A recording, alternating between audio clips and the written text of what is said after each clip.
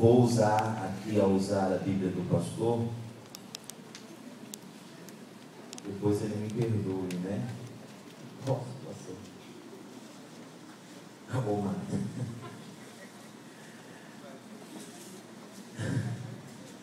Jeremias 18. Rapidamente. Encontraram? Só para você, só pegando o contexto histórico, Jeremias ele nasceu em uma época onde o povo de Israel vivia o apogeu da sua fé. E de repente surgiu-se um rei, e o rei levou o povo a toda uma idolatria. Então Jeremias ele viu o templo de Deus limpo e viu o templo de Deus também cheio de ídolos na sua juventude. E quando chegou na sua mocidade, para a sua fase adulta, Jeremias ele presenciou o povo de Deus sendo exilado pelo povo babilônico durante 70 anos. E Jeremias foi um dos profetas que não viveu na Babilônia, mas viveu com o restante do povo que ficou em Jerusalém, uma cidade destruída, sem recurso econômico, sem saneamento básico e principalmente da espiritualidade desfeita. Jeremias teve a missão de confortar esse povo. Jeremias teve a missão de tentar levantar a fé desse povo. Então Deus de repente pega Jeremias e diz a Jeremias: você vai descer na casa do oleiro e lá eu te farei ouvir a minha palavra. Essa profissão de artesão era uma profissão comum na época. Era uma profissão que todos tinham, todos possuíam. Era como se Deus pegasse você e falasse: olha, leva teu filho na escola. Isso é comum hoje para nós. Vai e pega teu filho na escola, vai ao supermercado. Então isso é comum para nós hoje, como a profissão de artesão no passado. Deus disse: vai lá, Jeremias, lá na casa do oleiro, e lá eu te farei ouvir minha palavra. Deus não usa coisas tão complicadas para falar conosco. Deus usa coisas simples, bem simples. Coisas corriqueiras, como levar o filho à escola, como ir ao supermercado. E se nós tivermos a sensibilidade de parar, vamos ouvir o que Deus tem para dizer conosco. Prestando atenção no testemunho da irmã Fernanda, salvo engano o nome dela, se é isso mesmo. Ela disse assim: mas quando eu me converti foi um dos piores momentos da minha vida, eu sofri bastante, todos me abandonaram, e talvez agora ela compreenda o porquê. E Jeremias 18 diz assim: a palavra do Senhor veio a Jeremias dizendo: dispõe-te e desce à casa do oleiro, e lá ouvirás a minha palavra. Desci à casa do oleiro, e eis que ele estava entregue a sua obra sobre as rodas. Como o vaso do oleiro fazia de barro, se lhe estragou na mão ou se quebrou, tornou-se a fazer dele outro vaso, segundo bem lhe pareceu. Então veio a minha palavra do Senhor: não poderei eu fazer de vós como fez esse oleiro, ó casa de Israel, diz o Senhor. E eis como o barro na mão do oleiro, assim sois vós na minha mão, ó casa de Israel. Muitas das vezes, quando lê esse texto, pega apenas esse versículo de Deus pode nos fazer novamente, Deus pode nos construir novamente.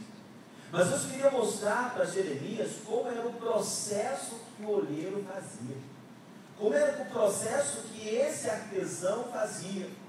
Quando o artesão ele vai escolher, ele vai formar o barro, ele vai fazer o vaso, ele vai lá no brejo, porque você só encontra barro no brejo.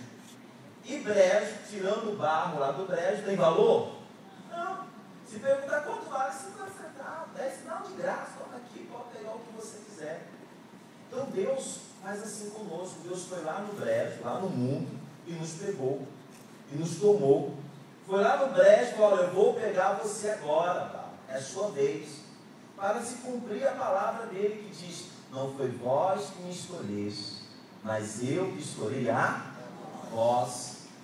Muitas vezes, quando nós éramos adolescentes, quando nós éramos lá na nossa infância, queremos sempre ser escolhido, né? Vamos tirar o time aqui para jogar. Tomara que escolha eu, tomara que escolha eu. E sempre, muitas vezes, nós não tínhamos tão aptidão para esse tipo de esporte, né? Ou para qualquer uma outra coisa, sempre ficávamos por último. Mas hoje nós fomos escolhidos, irmão, pelo aquele que é dono de tudo, pelo aquele que é dono de todas as coisas. Se antes nós não éramos escolhidos, hoje somos escolhidos por Deus. Então Deus foi lá no brejo, pegou você que é barro. Quantos estavam no brejo? E quantos Deus escolheu? E aí o artesão pega o barro, e o barro vem cheio de acessórios, capins, pedra, pedaço de pau, pedaço de madeira. E sabe o que o artesão faz com o barro? Ele pega esse barro e começa a colocar água, que simboliza a palavra e também simboliza o Espírito Santo. E ele começa então a amassar esse barro, ele começa então a bater nesse barro. Ele bate até que esse barro fica flexível para que ele possa tirar todos os acessórios, que são as folhas, os pedaços de pau, as pedras. Assim Deus faz conosco. Esse é o processo de Deus. Ele nos tira, nos traz para a casa dele, dá a palavra, nos enche do Espírito, mas ele começa a nos bater para tirar o acessório, que são os vícios, que são as más condutas, as más atitudes, as palavras que não agradam a ele. E muitas vezes você não entende esse processo de Deus. Então Deus te traz e você vem à igreja e fala assim: olha, eu vou ouvir uma palavra de ânimo. Hoje o pastor vai dar uma palavra de motivação para a minha vida. Aí você senta, vem o louvor, o irmão está lá cantando, vai, bate palma, e vamos, e vamos, e vamos, e vamos. De repente vem a palavra e Deus bate em você. Deus, eu fui na igreja para receber uma palavra de ânimo e o pastor foi com uma palavra de exortação. E disse: você não pode aquilo, você não pode aquilo outro, e mais aquilo outro. Assim é o processo de Deus. Até ele tirar os acessórios que vêm com você lá do brejo. Tirar o vício, a má conduta, a má atitude, as más palavras. Ele começa a amassar você. Alguns artesãos chegam até a pisar no barro, até que o barro fique maleável para ser trabalhado. E muitas pessoas dizem assim: agora está pronto, já foi tirado os acessórios, já foi pisado, eu vim buscar uma palavra de ânimo, de repente eu vim ouvir uma palavra de exaltação, e às vezes você volta a revoltar, diz: não vou voltar mais àquela igreja, não vou ouvir mais aquele pastor pregar. Você não percebe que é o processo de Deus na sua vida. E quando você é limpo, irmão, quando o barro está pronto, está maleado, está limpo, o artesão leva esse barro para o centro da roda. E muitas vezes você diz: agora eu vou para o centro da vontade de Deus. Vou ir para a roda, Deus vai trabalhar comigo, vou estar no centro da vontade dele. Sabe o que o artesão faz com o barro quando está no centro da vontade, quando está no centro da roda? Rasga o barro. Ele rasga. Ele rasga o barro para trabalhar com o barro. Assim é o processo de Deus. Quando, irmão, nós estamos maleáveis, quando os acessórios saem, nós pensamos que estamos prontos, Deus vai lá e nos rasga, para nos abrir, para trabalhar dentro do nosso interior, dentro do nosso coração, dentro do nosso ser.